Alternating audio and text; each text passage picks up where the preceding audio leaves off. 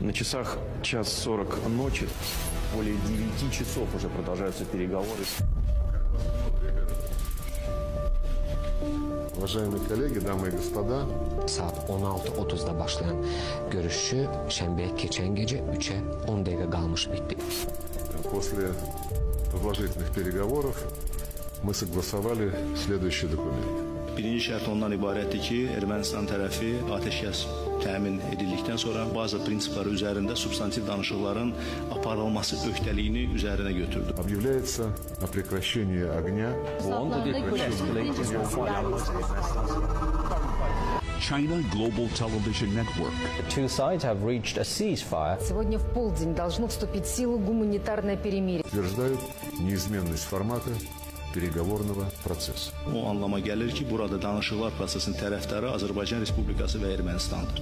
Burada hər hansı bir üçüncü tərəf danışıqlar prosesinin tərəfi ola bilməz. Atəşkəs elan olunmasına baxmayaraq düşmən bütün cəbhə boyu yenidən gərginlik.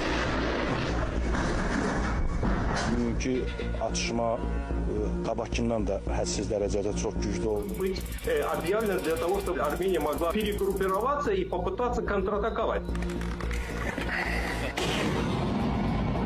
Ermənistan atəşkəsi ihlal etdi. Намечаются перестрелки. Attacks on Azerbaijani cities.